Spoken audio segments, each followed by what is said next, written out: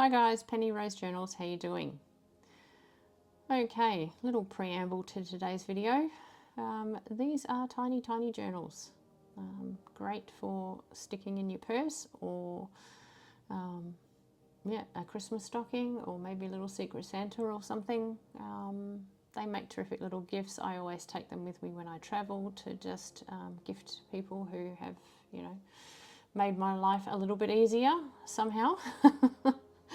So I make a lot of these and use a lot of these. So somehow tiny little boxes seem to make their way into my life quite regularly. So this is what I tend to do with them.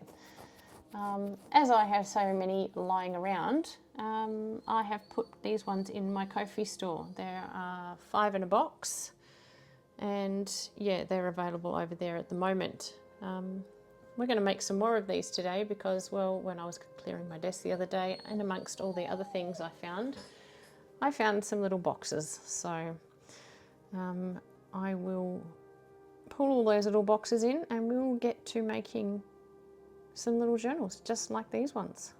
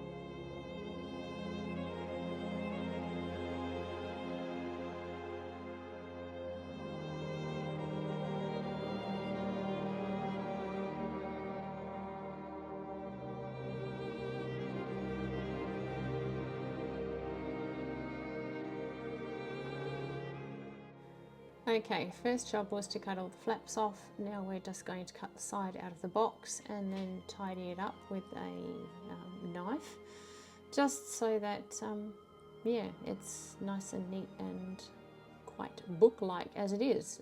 You could do this with your paper cutter. You don't need to use a knife specifically. You could use your scissors. I just like using a knife to do it, so I do. So yeah, I'm just going to trim them all this way, make them all neat and tidy so that, they basically a little book construction without having done anything yet. So as you can see, once I pulled this little piece off, there we go, we have a little book. Ta-da! Just needs a bit of a cover and some pages and it's done. As if it was that quick. Anyway, I'm going to do all the rest and then we will move on to finding something to cover these with.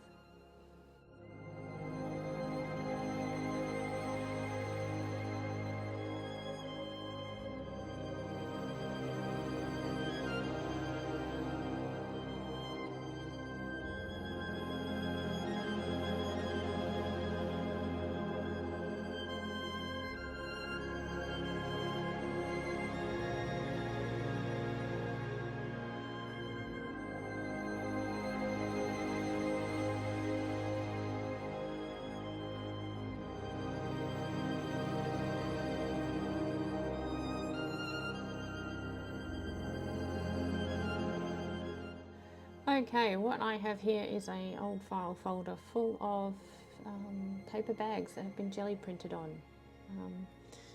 I keep these in a chest in my room and of course I never go into it, so I never use them. So it's time they got pulled out and used, so I'm going to use some of these for the covers of these journals. And maybe some pages too.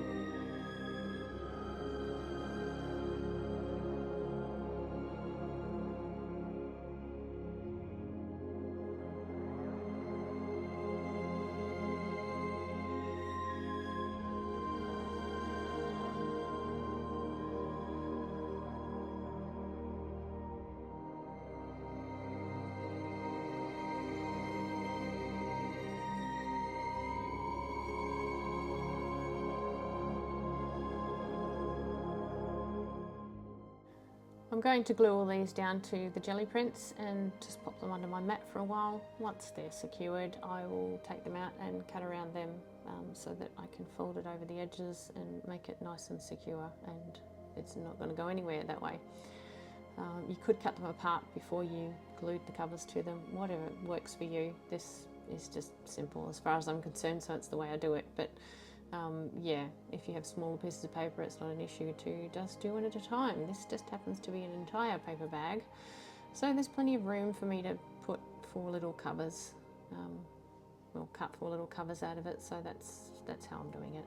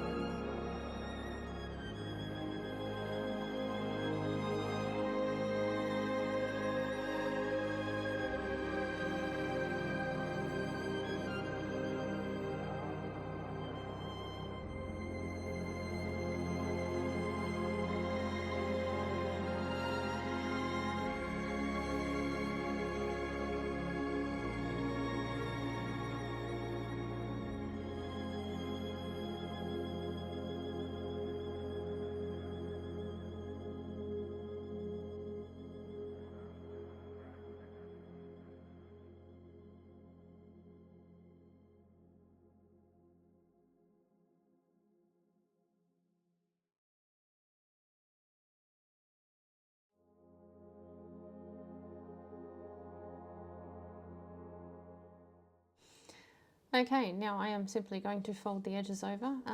I will trim the corners out and just glue them, and back under the mat they go.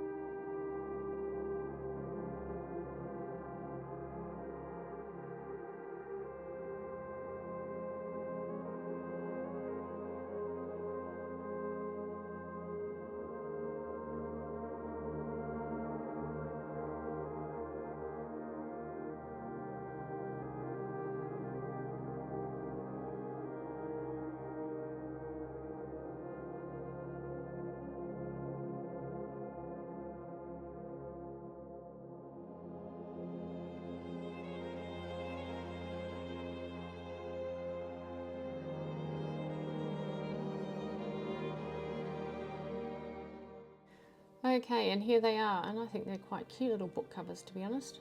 I should do more of these.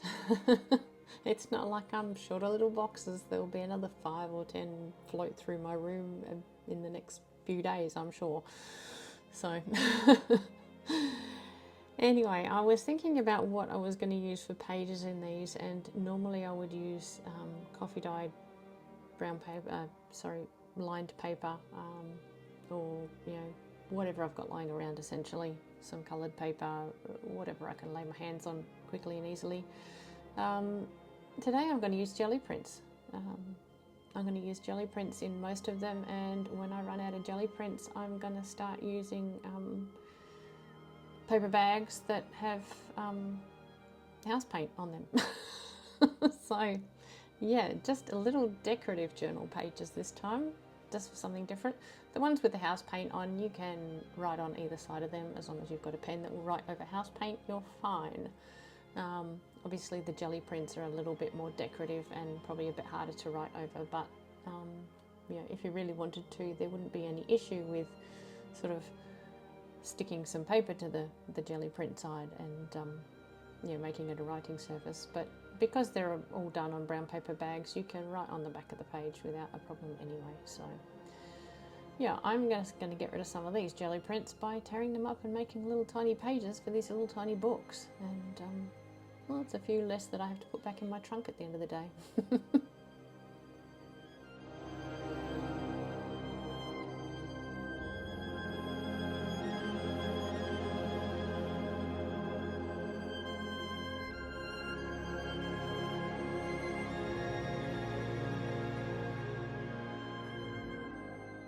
And here's all our little books with all their little signatures standing in them, and now it's time to just sew the signatures in.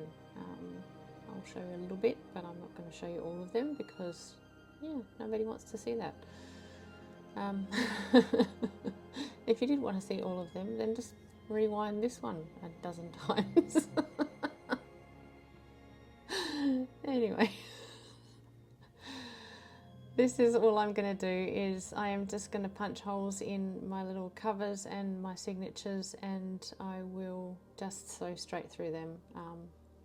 Because these jelly prints are on brown paper, they're not going to crack along the spine of these little journals. They're very, very sturdy, so I'm happy with them the way they are. If I wasn't, I would put some fabric down the spine, but no, they're fine. So I'm just going to sew straight through the cover and have exposed spines, and there will be 2 or maybe 3, depending on the size of the spine of these little boxes, signatures in each one. So yeah, I'll just sew this first one together and then show you all of them once we're done.